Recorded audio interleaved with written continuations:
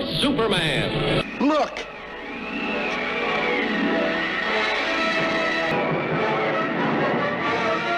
They said Superman could do anything, but no one told you what it did to the man who wore the cape. The show looked perfect on TV, but behind those bright smiles were secrets hidden for decades, a color no one ever saw. A sponsor that censored breakfast, kids who tried to fly, a city built from lies, and one night in Hollywood that changed everything. This isn't just television history, it's the story they tried to bury. So yeah, let's talk about 30 strangest secrets and what they never told us about George Reeves. But first, wait till you hear what color Superman really wore. Fact 1. The color you never saw. Where's Clark? Yes, where is he? Where he usually is. Excuse me. Here's something hardly anyone knows. The Adventures of Superman was filmed in full color, even though almost nobody owned a color TV. On set, the lights blasted across bright reds and cool blues, but when it hit home screens, just black and white. Producers wanted sharper film quality and future-proof reels, so they used color stock anyway. Crew members said it looked like a comic book come to life, yet America watched a ghost of it. Reeves once joked, "Kids think I'm gray." Still, the illusion worked. People believed every frame. It's funny how TV can sell you a dream and hide the truth in plain sight, but that's just the first trick they pulled, because the city Superman flew over wasn't even real. Fact 2. The suit that lied. Superman, who can change the course of mighty rivers, and who, disguised as Clark Kent... You picture Superman in red and blue, right? Well, not on that set. His famous outfit was actually brown and gray. Those weird colors looked better on black and white film. True reds blurred, blues went dark, so they swapped them for odd shades that popped under the lights. Up close, the suit looked like something from a thrift shop, but once it hit TV, boom, instant hero. Reeves said the costume smelled like glue and paint, yet kids saw magic. That's the beauty of early television. It fooled your eyes, not your heart. Still, if the colors were fake, what about the city? That skyline of truth and justice had its own secret identity too, because Metropolis was really Los Angeles in disguise. Fact 3. The Daily Planet was City Hall. Chief, he's using the paralyzer. Metropolis never existed, at least, not the way fans imagined. The Daily Planet you saw every week? That was the Los Angeles City Hall, filmed from flattering angles so it looked like a skyscraper in another world. Before that, they used the E. Clem Wilson building, just a few miles away. The cast joked that Superman clocked in near the mayor's office. Inside, desks were rented props, and walls were plywood. Still, it fooled the whole country. People believed that was the heart of a big city newsroom. It's kind of perfect truth and justice, made from borrowed walls. But here's the funny part. Those streets outside the planet weren't built for Superman at all. They once belonged to another famous small-town hero, Andy Griffith. Fact 4. Mayberry in Metropolis. Did you read this? Oh, yes. 7 men in the hospital. It's incredible, Chief. Ever notice how some Superman streets feel oddly familiar? That's because they were. The crew filmed most city scenes on the RKO 40 Acres backlot, the same place that became Mayberry for the Andy Griffith Show. If you freeze a few frames, you can spot the courthouse in the background. Before that, those same streets were used in Gone with the Wind. 1 studio lot, 3 American legends. It's crazy, Superman literally walked through movie history every time he left the office. The set decorators joked that Metropolis had better weather than Atlanta or Mayberry combined. But the real power behind Superman's world wasn't the backlot, it was the sponsor paying the bills. And the rules that sponsor made were stranger than fiction. Fact 5. The stunts that sold the myth. George Reeves didn't fake much. He jumped off ladders, hit springboards, even swung through windows on hidden bars. He did most of his own stunts because there wasn't money for doubles. Those graceful landings you see? That's pure athletic timing and probably a sore back later. Reeves earned bruises for the illusion of invincibility. His commitment impressed one company in particular, Kellogg's. They saw Superman as the perfect breakfast hero and signed on as sponsor. Their deal saved the show from being canned. But every miracle contract has a catch. Kellogg's didn't just want Superman, they wanted to control Superman. What came next was one of the oddest censorship moves in television history. It started with a cereal bowl and ended with a ban. Fact 6. The sponsor that saved everything. I wish you'd call me Lois sometime. I call you Lois now? What'd you say? Kellogg's wrote the checks that kept Superman on air. But they also wrote the rules. Suddenly scripts got softer, fights shorter, and romance off limits. The company wanted a breakfast table hero fit for every child in America. It worked, ratings soared, cereal sales spiked. Then came the weirdest demand of all: no breakfast scenes. Yep, Clark Kent and Lois Lane couldn't share a simple morning meal. Executives thought that looked too intimate. Imagine being paid by a cereal brand that forbids cereal on screen. It's so 1,950 seconds it hurts. But censorship couldn't stop imagination. Fans ate up the fantasy anyway, sometimes literally. And that created a new problem Kellogg's could never control. Because kids at home decided to copy Superman for real. Fact 7. Breakfast was off limits. Oh, I'm sure you're right, Lois. After all, it was Superman who was in danger. The breakfast ban became an inside joke on set. Cast members would tease, "Pass the invisible toast." Still, the rule stuck. You couldn't show Clark and Lois eating together family TV, had to stay spotless. Meanwhile, Kellogg's ran commercials urging kids to start their day like Superman. The irony was delicious. But off-screen, imitation got scary. Children tied towels around their necks and jumped off garages, pretending to fly. Some got hurt, a few worse. The network panicked. The sponsor could control scripts, but not playgrounds. That's when George Reeves decided to step in, not as an actor, but as a real protector. He filmed a heartfelt message to kids everywhere. And what happened after that message changed him forever. Fact 8. When children tried to fly. Help! Help! News stories started appearing about kids jumping off roofs, thinking Superman's cape would work. Reeves was shaken. He'd spent years inspiring children, not realizing some would take him literally. So he stood in front of a camera without effects, without costume tricks, and told them straight, no one can do what Superman does. It was calm, fatherly, and heartbreaking. Parents thanked him. Kids listened. But friends noticed something different afterward. Reeves seemed quieter, older, like the magic had started to weigh him down. He'd saved kids from danger, but couldn't save himself from the pressure that came with being everyone's hero. Weeks later, tragedy would hit his own life. And this time, there was no script rewrite. That's the secret nobody wanted you to know. Fact 9. Perry White's Paper Pile. I doubt if Superman has any time for baseball right now. Oh, you. Here's a small trick that says a lot. John Hamilton, the Bulldog editor, kept his lines tucked right on his desk. Props slipped script pages under real newspapers and memos. When he glanced down, it looked like a busy editor wrangling copy, but really, he was grabbing his cue. It kept scenes moving and saved everyone's energy on those marathon days. Honestly, it fits the character so well, you'd never question it. And it shows you how this set solved problems with simple, clever fixes. But while little cheats kept the newsroom sharp, something bigger was slipping behind the glasses and the grin. Long days, hotter lights, heavier expectations they wear on a person. Watch closely, and you can feel it building in one place you can't miss: his eyes. Fact 10. Clark's lens. Trick. For years, Clark's glasses had no lenses to avoid reflections. Later, George Reeves needed real prescriptions, and you can spot the tiny glints off studio lamps. It's a small change, but you can feel the weight. That smile is working harder, the turnarounds are quicker, the costume is hotter. And here's the part they never told you about George Reeves. The role that made him a hero also boxed him in typecasting. Low pay compared to the fame. Constant public expectation to be Superman, everywhere, all the time. He carried that on set and off, and it shows up first where the mask is thinnest, those glasses. That's the start of the real story, the one beneath the cape. And someone close to him saw those cracks forming every day. Fact 11. The two faces of Lois Lane. Let's face it, Jimmy, like I said, none of us will ever be able to do the things Superman does. Season 1's Lois, Phyllis Coates, was all grit, fast talk, sharp elbows, no nonsense. Then she left, and Noel Neill arrived with a warmer, classic romance vibe. Both versions worked, but the switch speaks volumes about the show's pressure cooker. Coates pushed scenes like a lead. Neill soothed them like a partner. On screen, the newsroom barely missed a beat. Off screen, there was tension you and I would have walked away from, too. Coates did. The 50s could be rough on sets, tight budgets, tight schedules, tighter tempers. And when a workplace stops feeling safe, more money doesn't fix it. She chose her sanity. Good for her.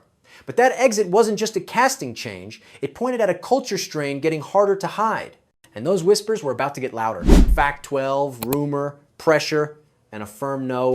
You know, Clark, he never shows up till everything is over with. That's right. Studios tried to reel Phyllis Coates back with a raise 5 times what she'd made. She still said no. People whispered about drinking, long days, and a tone on set that wore you down. In that era, crews sometimes treated stages like private clubs. You felt it or you didn't. Coates felt it and walked.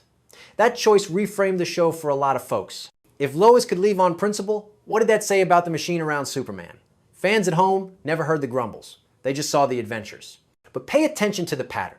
When someone sets a boundary, it usually means the pressure is real. And money pressures were very real here too. Even iconic voices weren't treated like icons. You'll hear it next in dollars and disappointment. Fact 13, the narrator got $350. I'm going to call your number. Thank you, Mr. Kent. You're welcome, Miss Lane. You remember that booming, faster than a speeding bullet voice? He got a flat $350 to record it. No residuals, no mailbox money. That's how early television worked. One check and goodbye. Even if your voice became a generation's drum roll. Now imagine being the face of the show, shaking hands in grocery stores, and still dealing with small checks and tighter scripts. It chips at you.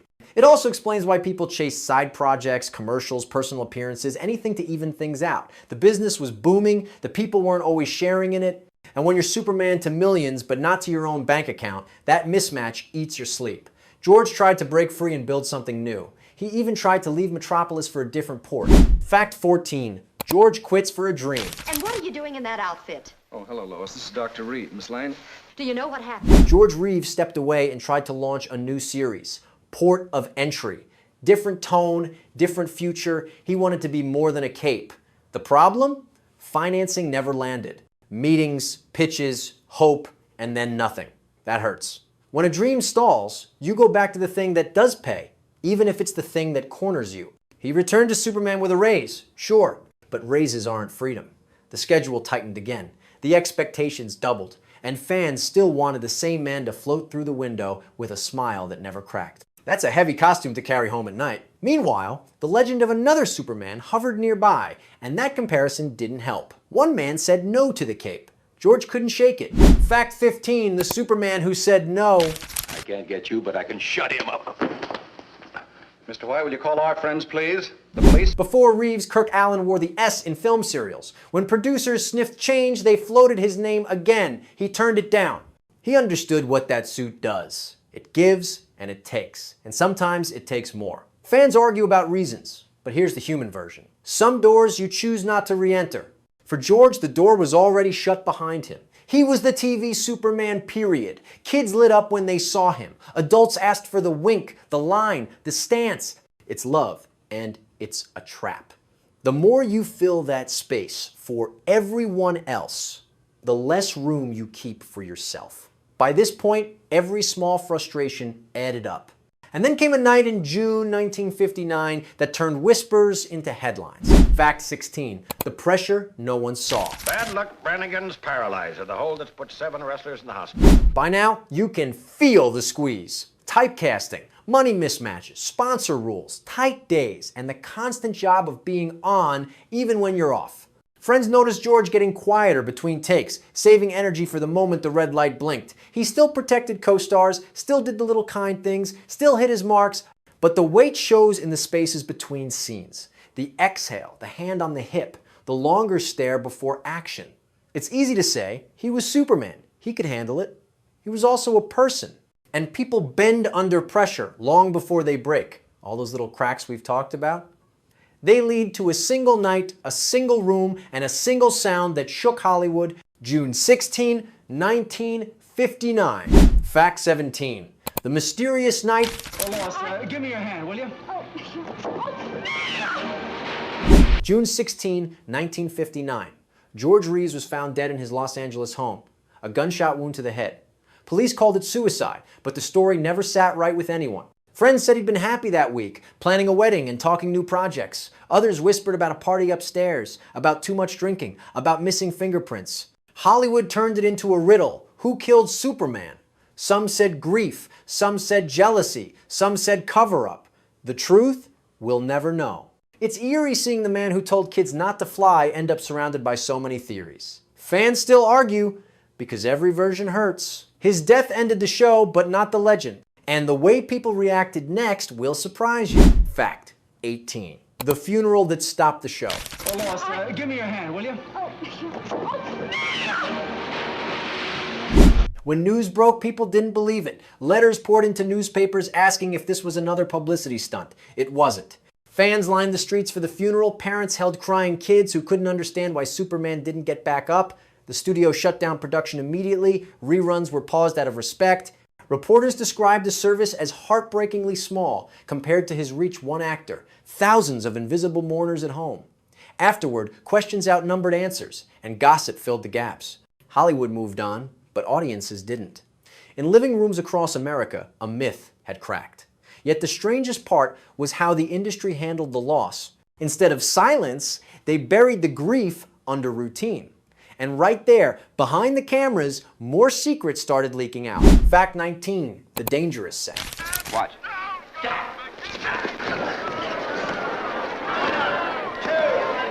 You'd think after years of filming, they'd have the flying scenes down to science. Not quite. The wire rigs that flew Reeves could yank whole crew members off the floor when tension snapped wrong. People joked about it, but a few got bruised or worse. Reeves himself caught burns on his arms from the cables more than once. Safety standards were practically guesswork back then. No stunt coordinators, no harness checks, just grit and hope. Watching those smooth landings now, you'd never guess the chaos just out of frame. That's how early TV worked. Magic on screen, madness behind it. They kept patching holes and shooting faster like a circus running out of daylight. And when breaks came, the cast found their own way to unwind. Fact 20, the hidden bar. I'm glad to be safe and sound, Mr. Kent, I assure you. Where have you been? Every studio had one secret place to cool off, and Superman's crew was no different. Behind one of the soundstage flats sat a little setup, a few bottles, mismatched glasses, and chairs stolen from the prop room. After long shooting days, a handful of actors and techs would sneak back there for a quick drink before the next scene. Nobody called it a bar, but everybody knew. It's funny to picture TV's clean-cut hero world fueled by cheap bourbon and nervous laughter. The mood was half stress, half survival. They weren't party people so much as tired workers letting off steam. Still, it added to the show's mythology. Superman's secret hideout wasn't in the Fortress of Solitude. It was between takes, hidden behind plywood walls. Fact 21, the padded costume.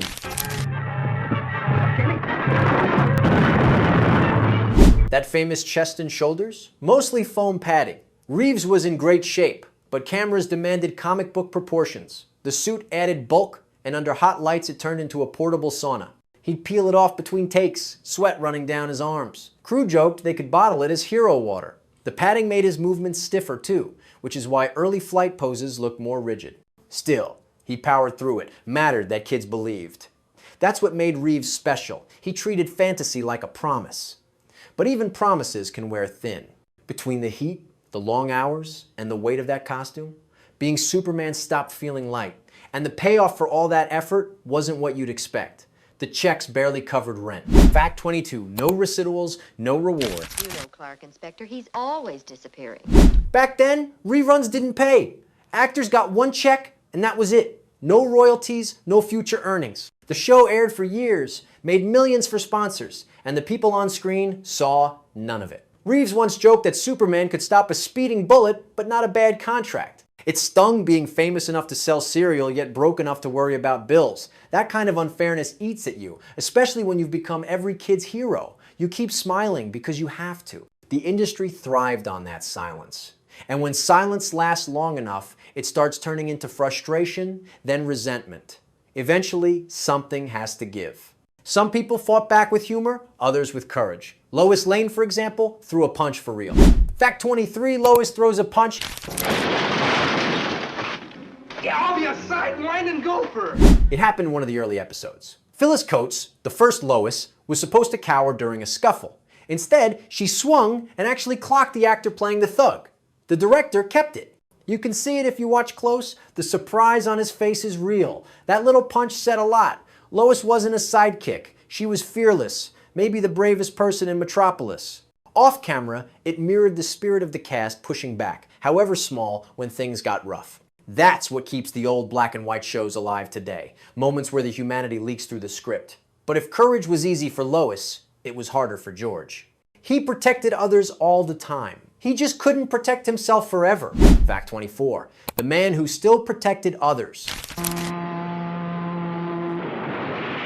Even with everything going on, Reeves stood up for his co-stars. When a director barked too harshly at Noel Neill, he stepped in. When someone fumbled a line, he'd crack a gentle joke to ease the tension. People remembered that kindness more than any stunt. He was exhausted, yes, but he never stopped caring. That's what made his story so hard to accept later. How could someone that protective end the way he did? Maybe that's why fans kept his memory alive, why reruns kept playing, why the legend outgrew the tragedy. He didn't fly away. He stayed on screen, looking out for everyone who still believed. And believe it or not, television itself would soon change because of him. The next twist rewrote entertainment forever. Fact 25, the cape that tore wires.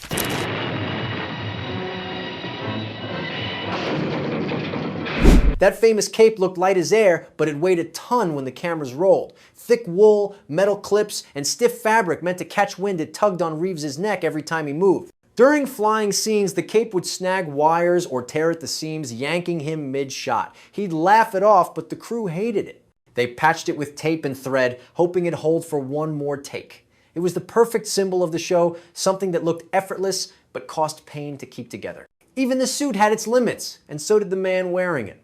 Still, he never complained on camera. He just adjusted, smiled, and went again. And all that effort built something television had never seen before. Fact 26. The golf cart taxis of Metropolis. And if you're a good girl, someday I'll tell you who that little bird is. Now move over. I'll drive. Metropolis traffic was nothing more than golf carts dressed up like taxis. The show's budget couldn't handle real cars for every shot, so the crew repainted backlot carts yellow, slapped fake plates on them, and rolled them across the street behind Superman. From a distance, it sold the illusion of a busy city. Up close, it looked like a parade of toys. Reeves thought it was hilarious. He'd wave at them between takes, like a mayor greeting his fleet. The audience never noticed, and that's the magic of TV.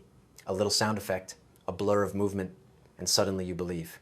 Those carts became proof that imagination beats money any day. But the industry wasn't done evolving yet. Superman's reruns would soon spark something completely new.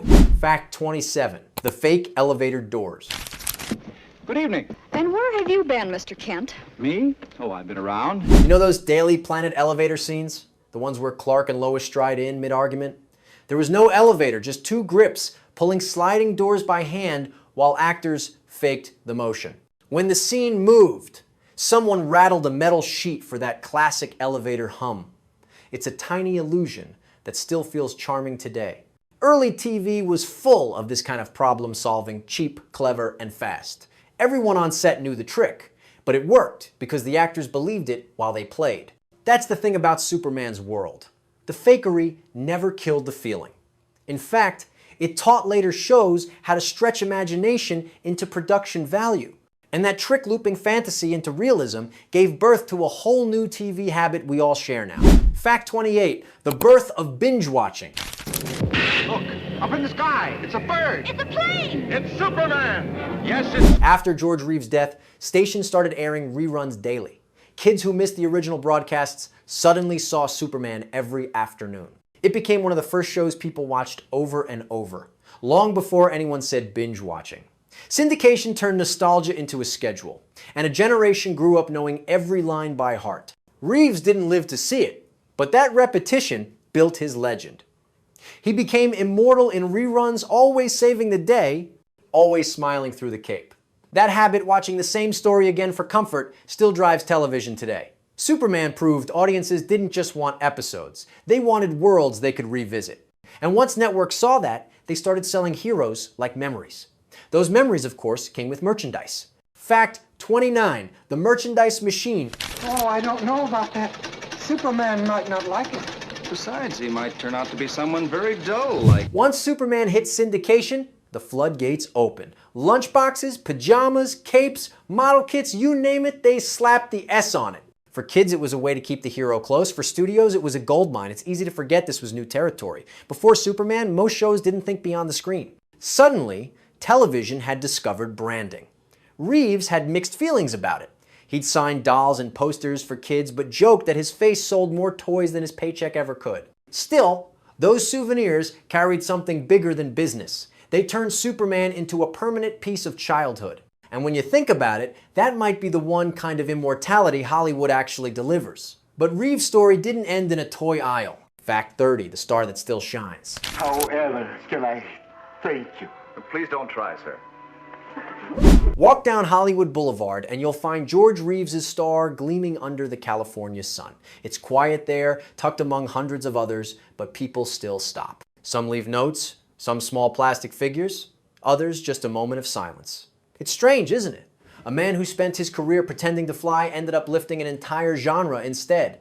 Every superhero show that came after stands on his shoulders. The capes got brighter, the budget's bigger, but that mix of sincerity and struggle started with him. Maybe that's the real secret they never told us, that behind every myth is a human story fighting to stay upright. And maybe, just maybe, that's why Superman still feels like hope even in black and white.